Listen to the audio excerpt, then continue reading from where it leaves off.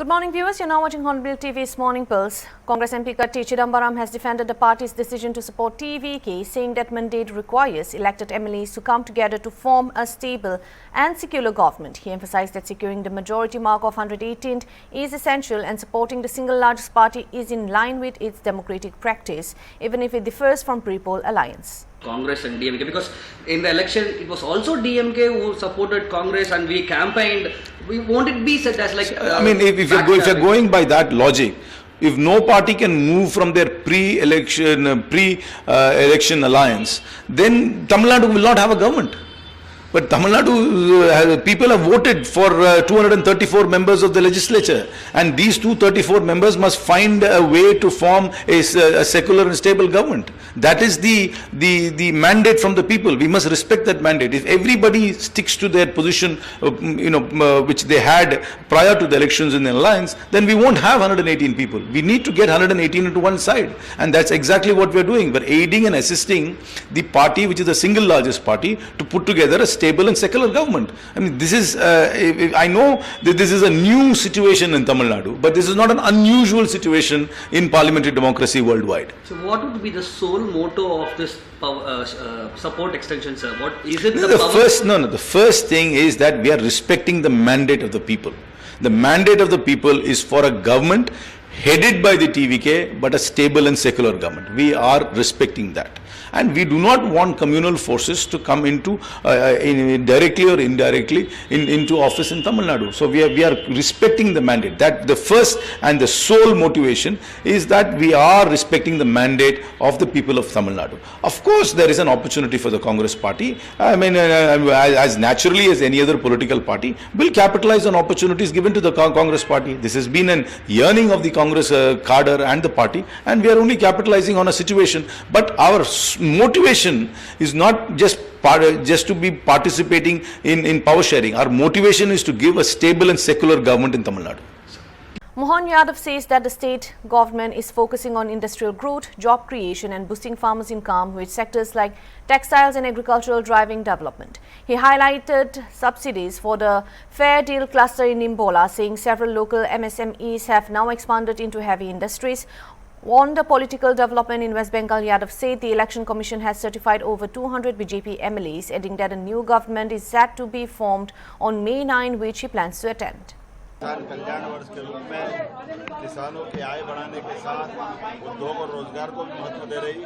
ऐसे में कपास, केला इत्यादि फसलों के साथ कॉटन का, कपड़े का उत्पादन भी हो, इसलिए उद्योगपतियों से भी सम्मिलित करते हुए यहाँ पर उद्योग के अंदर आने वाली भविष्य की सरकार की योजनाओं का लाभ कैसे मिले। दूसरा, एक क्लस्टर बनाने की मैंने घोषणा की है। जो बीते समय निजी सेक्टर बन रहा वो सरकार बनाएगी। एक मार्ग, कौन सा मार्ग? उसका जो रेटा खड़गोट का मार्ग, पहुंच मार्ग, रेटा खड़गोट का इंडस्ट्री एरिया का जो पहुंच मार्ग, उसको बनाने की मैंने घोषणा की। निर्माण में करने वाले हैं, इसमें भविष्य में और इस तरह से इसको बढ़ाएंगे। लेकिन 2 साल के अभी हमने निम्बोला के फेरडी क्लस्टर, निम्बोला की फेयर क्लस्टर की सब्सिडी 3.5 करोड़ की हमने उसको रिलीज की है। और इसी के साथ साथ ये बताना चाहूँगा कि किसी भी इंडस्ट्री का, MSME, लघु कुटीर उद्योग या हैवी इंडस्ट्री, बीते सालों की जो लंबी आमतौर पर इनकी सब्सिडी हुआ करती थी, अब हम उसको डे टू डे की तरफ ले आए हैं। हमारी सरकार ने बीते साल लगभग 5,500 करोड़ से ज़्यादा की राशि हमने उद्योगपतियों को अपने कमिटमेंट के आधार पर दी है। हमारा प्रयास है कि उद्योग, व्यापार, व्यवसाय सभी बढ़ना चाहिए, जिसमें प्रदेश भी आगे बढ़ता है, देश भी आगे बढ़ता है। ममता बनर्जी इस्तीफा नहीं दे रही है। ऐसे में ममता बनर्जी अब कहाँ रह गई है? चुनाव आयोग ने जिनको सर्टिफिकेट दिए वो 200 से ज़्यादा संख्या में भारतीय जनता पार्टी के चुने हुए विधायक बने। ऐसे में विधायकों के माध्यम से 9 मई को सरकार बनते हुए आप और हम सब देखेंगे। मध्य प्रदेश की तरफ से मैं, आप सब की तरफ से मैं भी जाने वाला हूँ और हमने सब देखा। इस बार फिर मैं आज आपके बीच बुरहानपुर के अंदर विकास की केवल 2 साल की तस्वीर बताना चाहूँगा। 2 साल पहले जहाँ 400 करोड़ का हमारे यहाँ पर व्यापार व्यवसाय होता था, आज की स्थिति में वो 800 करोड़ से ज़्यादा निकला है। अर्थात विकास के मामले में मध्य प्रदेश बहुत तेज गति से आगे बढ़ रहा है। ऐसे में और भविष्य की संभावना मजबूत हो, इस दिशा में भी हम काम कर रहे हैं। मेरी अपनी ओर से सबको बधाई। Madan Rathore says the Rajasthan government Gram Yatra is spreading awareness about the state and central welfare schemes by reaching villages directly and identifying beneficiaries. He added that BJP workers are actively participating in the outreach, shared his own visit to Basi to address public grievances, thanking Chief Minister Bhajan Lal Sharma. देखिए, ये राजस्थान सरकार ने ग्राम रथ global Rajasthan agritech meet रथ ये रवाना किए हैं विभिन्न सभी विधानसभाओं में। ये विधानसभा क्षेत्र के गांव-गांव, पंचायत घूम करके राजस्थान सरकार की विकास की योजनाएं, केंद्र सरकार की योजनाएं उनको जनता तक पहुंचाने का काम है। जरूरतमंद व्यक्ति को किस योजना का लाभ मिल सकता है इसका चिन्हित करके उसको लाभान्वित करने का काम इसमें है। सरकारी कर्मचारी इसमें रहते हैं, वो अपना सरकारी योजनाओं का जनता तक पहुंचाने का काम करते हैं। उसमें बुकलेट्स होती है, उसमें एक चलचित्र भी हैं, जो रील्स हैं जो दिखाते हैं किसान किस प्रकार से लाभान्वित हो सकता है, कौन सी फसल बोना चाहिए जिससे कि किसान समृद्ध हो सके, किस प्रकार से इंडस्ट्रीज लगा करके उसको प्रोत्साहित किया जा सकता है, किस प्रकार से लोगों को अपने पैरों पर खड़े रहने का अवसर प्रदान किया जा सकता है, किस प्रकार मुद्रा योजना का लाभ लेके कोई कुटीर उद्योग लगाए, समृद्ध हो जाए, कोई दुकान लगाए, कोई कुछ भी करे, इस प्रकार की प्रेरणा देने का काम है। तो ये बहुत अच्छा काम है। तो हमने भी, संगठन ने भी ये सोचा है कि हमारे कार्यकर्ता भी, जनप्रतिनिधि भी, विधायक भी और हमारे संगठन के व्यक्ति भी जाएं और जनता को और ये बताएं कि ये योजना इस प्रकार से लाभान्वित आप हो सकते हो, ये बताने का काम करें। मैं भी गया था बस्सी, मैं भी वहाँ गया, वहाँ पर रथ खड़ा था, रथ पर सारा प्रदर्शन चल रहा था। मैं वहाँ पहुँचा तो जनता ने अभिनंदन किया, फिर हमने भी अपनी बात वहाँ रखी, जनता की समस्याएं सुनी, उनके समाधान का काम किया। संबंधित सक्षम मंत्री से भी हमने बात की, समाधान किया। किसी ने कोई कमरों की बात की कि स्कूल में कमरे कम है, तो मैंने मेरे MP LAD से 2 कमरे वहाँ घोषित कर दिए और आज मैंने सैंक्शन भी निकाल दी। और सैंक्शन निकाल करके वहाँ हमारे प्रदेश के मंत्री थे, उनको मैंने लेटर भी दे दिया और डिपार्टमेंट से भी मैंने स्वीकृति जारी करा दी। कहीं पानी की समस्या बताई गई, जैसे वहाँ एक स्थान पर बताया कि यहाँ पानी नहीं आ रहा है, तो ये बात तो सही है कि वो दोष हमारा नहीं था। पहले कांग्रेस के समय में जल जीवन मिशन का काम था और उस काम में जो लापरवाही हुई जिसके कारण से पानी नहीं पहुंच रहा था। हालांकि उस समय के मंत्री जेल में भी रहे, कांग्रेस के जमानत पर भी आए हैं, लेकिन हमने सुधार करने का काम किया। हमने बताया वहाँ पर कि, और तत्काल मैंने वहीं से मंत्री से बात करके उनका समाधान करवा दिया। वहाँ पानी की व्यवस्था को सुनिश्चित करवाने के लिए कर्मचारी आ गए, उन कर्मचारियों ने काम शुरू कर दिया और वहाँ तक मैं सोचता हूँ कि आज धन्यवाद का पत्र भी, टेलीफोन भी आया था उनका। तो ये सब काम हम लोग करते हैं। जहाँ जहाँ अभाव है, जनता के अभाव को दूर करने का काम करते हैं। धन्यवाद देना चाहेंगे हम भजन लाल जी को, मुख्यमंत्री जी को, कि उन्होंने एक जनता को यानी 1 साल में 2 बार रूबरू होकर के समाधान करने का काम किया। पहले भी रथ निकले थे, उसमें भी जनता से मिलकर के समस्या सुनी, समाधान किया, और अब भी ये रथ जा रहे हैं, वहाँ पर जन समस्याएं सुनेंगे, समाधान करेंगे। हमारे स्तर पर कर सके तो हम करेंगे, नहीं तो मुख्यमंत्री स्तर पर बताएंगे। जो काम संभव है वो सब काम करने की जवाबदेही हमारी है, हम करेंगे। तमाम Danish Azad Ansari has hit out Mamta Banerjee over the post-poll situation in West Bengal, alleging she is disrespecting the people's mandate. He claimed the BJP's victory reflects public trust and assured that the state will see rapid development under the leadership of Narendra Modi. देखिए, पश्चिम बंगाल में जिस तरीके से लोकतंत्र की जीत हुई है और पश्चिम बंगाल के इस लोकतंत्र की जीत भारत में ही नहीं पूरी दुनिया में गूंज रही है, ऐसे समय में पश्चिम बंगाल की जो पूर्व मुख्यमंत्री ममता जी, उनका जो रवैया है, ये जो नकारात्मक रवैया है, ये उनकी राजनीतिक हताशा को दर्शाता है। पश्चिम बंगाल के जनता के जनादेश का अपमान लगातार ममता जी कर रही हैं, ये कहीं से भी उचित नहीं है।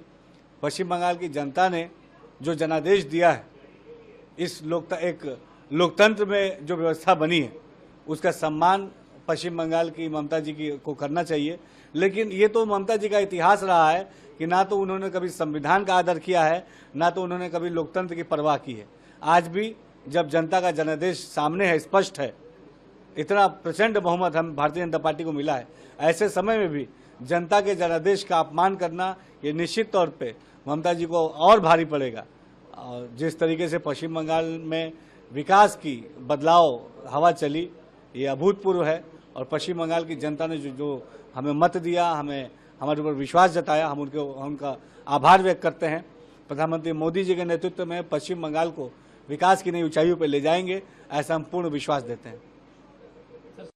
देखिए, ये बहुत ही दुर्भाग्यपूर्ण है कि विपक्ष के नेता अपनी कमियों का आकलन नहीं कर रहे हैं।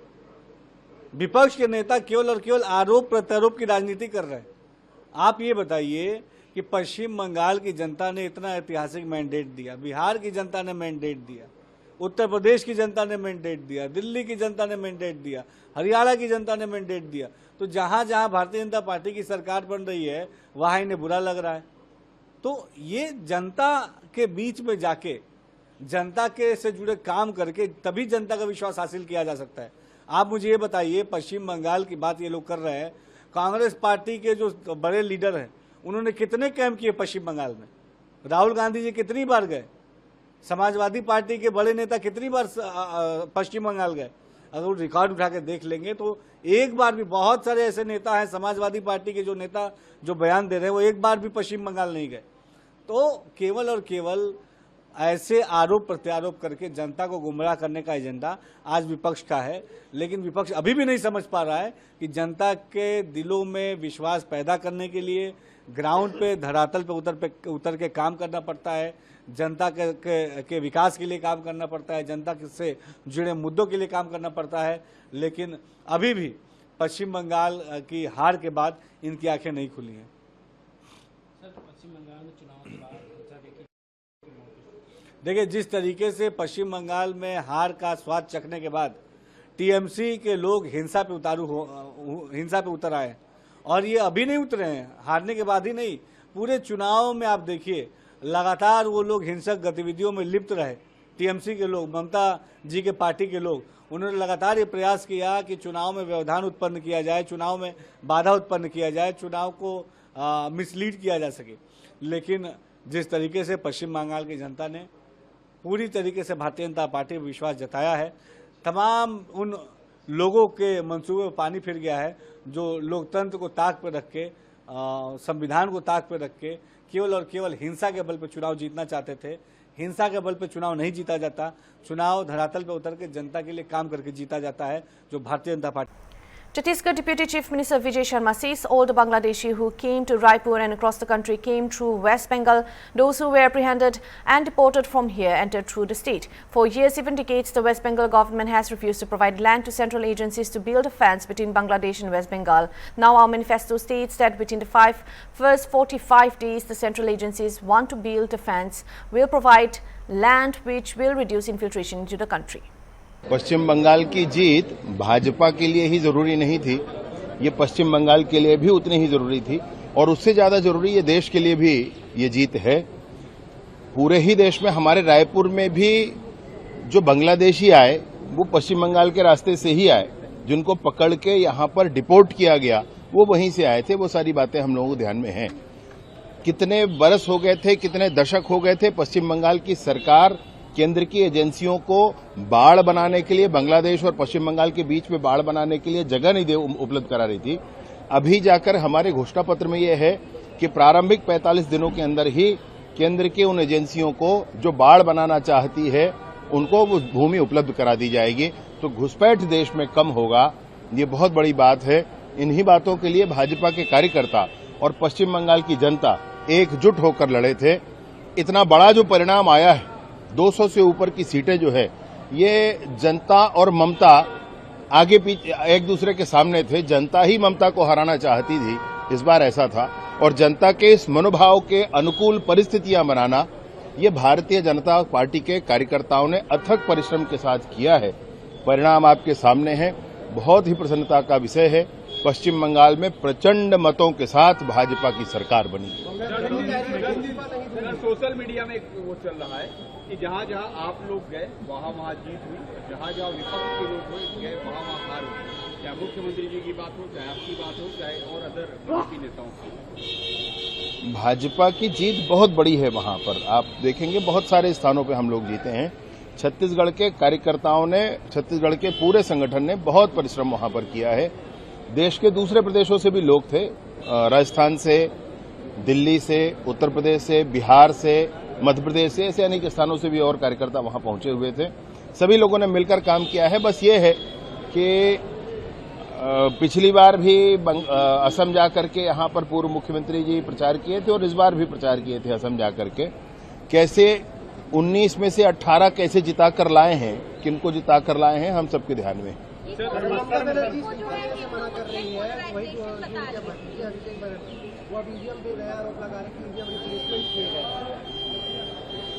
ये आरोप उन्होंने पिछली बार भी लगाए थे। पिछली बार उनकी प्रचंड मतों के साथ सरकार बन गई थी, तब वो शांत हो गए, सब ठीक लग गया उनको। अभी जब तक वो जीतेंगे तब तक ईवीएम ठीक है और जब हार जाएंगे तो ईवीएम खराब है, ये कहना तो उचित नहीं होता है। इतने बड़े नेता हैं वो, दीदी को ये समझना चाहिए कि संवैधानिक प्रावधान जो है उससे पृथक जाकर के वो कुछ नहीं कर सकती। सर हिंसा की खबरें, सर वहाँ पर हिंसा की खबरें भी आ रही है। गृह मंत्री अमित शाह के नेतृत्व में यह बैठक ली जाएगी। 4 अलग-अलग राज्यों के सीएम भी मौजूद रहेंगे। सर इस बैठक में क्या खास होने? ये 24 जून 2025 को ये बैठक बनारस में हुई थी। इसमें उत्तराखंड, उत्तर प्रदेश, मध्य प्रदेश और छत्तीसगढ़ के सारे डीजीपीज और माननीय मुख्यमंत्रीगण वह भी सम्मिलित हुए थे। इसमें बहुत सारे जो पैरामीटर्स हैं नेशनल लेवल पर, उन पैरामीटर्स पर समीक्षा होती है। विशेष रूप से जितनी भी सुविधाएं केंद्र और राज्य मिलाकर देती हैं उनकी समीक्षा होती है। वो समीक्षा पहले हुआ नहीं करती थी, अब देश के विभिन्न राज्यों में एक एक करके होती है। ये विगत वर्ष मेरे जैसे बताया आपको बनारस में हुआ था और इस वर्ष ये जगदलपुर छत्तीसगढ़ में होने वाला है 19 तारीख को। अभी माननीय मुख्यमंत्री जी के नेतृत्व में, उनके मार्गदर्शन में एक इसकी तैयारियों की बैठक, समीक्षा की बैठक अभी होने वाली। बहुत आभार। Speaking at the NORTEX Symposium 2026, Yogi Adityanath said strengthening law and order has been central to achieving good governance in Uttar Pradesh. He asserted that improved security has helped build a strong governance model, adding that the state is now attracting major dominance. उतनी सामर्थ्य दिखेगी और राष्ट्र कवि दिनकर ने इसीलिए बातें कही थी कि क्षमा सोवते उस भुजंग को जिसके पास गरल हो, उसे क्या जो दंतहीन दिसहीन विनीत सरल हो। याद रखना, जिसके पास शक्ति होगी, सामर्थ्य होगी, वही अपनी संवेदना भी दे पाएगा और वही संस्कार भी दे पाएगा। अर्थात शांति और क्षमा की भाषा केवल वही सार्थक बोल सकता है जिसके पास उतनी सामर्थ्य हो। आज हम अपनी सामरिक और आंतरिक शक्ति को इसलिए नहीं बढ़ा रहे हैं कि हमें किसी पर आक्रमण करना, अपितु इसलिए कि हमारी उदारता को कोई हमारी व्यवस्था न समझने की भूल करे। राष्ट्र की समृद्धि के लिए यह सामर्थ्य हमेशा अनिवार्य है। समृद्धि केवल संसाधनों से नहीं आती, इसके लिए सुरक्षा, स्थिरता और सामर्थ्य का मजबूत आधार उतना ही आवश्यक भी होता है। उत्तर प्रदेश में 2017 में सत्ता संभालने के बाद हम इन बातों को जानते थे, क्योंकि उत्तर प्रदेश की जो छवि थी, उत्तर प्रदेश के अंदर जो अव्यवस्था थी, हमारे सामने जो उस समय पहचान का संकट था, हम लोग इस बात को मानते थे कि हमें अगर सुशासन के लक्ष्य को प्राप्त करना है, उत्तर प्रदेश को पहचान के संकट से मुक्त करना है, तो हमें सुरक्षा का एक बेहतर वातावरण बनाना होगा। रूल ऑफ लॉ को जमीनी धरातल पर उतारना होगा। इसके लिए हमें उत्तर प्रदेश के अंदर अपराध और अपराधियों के प्रति जीरो टॉलरेंस को पूरी सख्ती के साथ लागू करना पड़ा था। और आज हम सब इस बात को मान सकते हैं कि जो हमने उस समय कानून का राज स्थापित करने का संकल्प लिया, आज उसने उत्तर प्रदेश के इस मॉडल को तो सबका ध्यान उस ओर आकर्षित किया ही है। इसने उत्तर प्रदेश के अंदर एक बेहतरीन इकोसिस्टम डेवलप करने में भी मदद की। आज हम कह सकते हैं कि भारत का सबसे अच्छा इंफ्रास्ट्रक्चर यूपी के पास है। एक्सप्रेसवे के रूप में, हाईवे के रूप में, रेलवे की कनेक्टिविटी के रूप में, मेट्रो के रूप में और एयर कनेक्टिविटी के रूप में भी। आज सुरक्षा के प्रति सरकार का पहला जो प्रायोरिटी सेक्टर हमारा था, उस पर ध्यान देने का परिणाम क्या है? आज देश और दुनिया का हर बड़ा निवेशक, हर बड़ा इन्वेस्टर यूपी के अंदर आकर के निवेश करना चाहता है। आज सुरक्षा का परिणाम क्या है? कोई भी सरकार निर्णय लेती है, उसको प्रभावी ढंग से एक समय सीमा के अंदर जमीनी धरातल पर उतरने में बहुत देर नहीं लगती, क्योंकि उसमें कोई हस्तक्षेप नहीं है।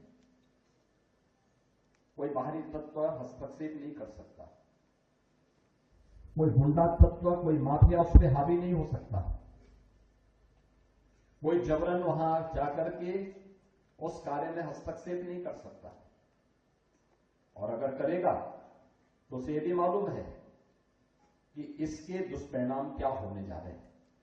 या तो उसको कारण बताना पड़ेगा, अन्यथा उसके दुष्परिणामों को वह समझता है। और यही कारण है कि कानून व्यवस्था में ये सुधार आज उत्तर प्रदेश के अंदर रक्षा उद्योग के विस्तार में भी हमें मदद किया है। यानी ये दोनों एक ही संकल्प के दो अलग अलग रूप हैं। कानून व्यवस्था हमारे लोकल उत्तर प्रदेश के लिए आवश्यक थी। That's all for now. Thank you for watching Hornbill TV.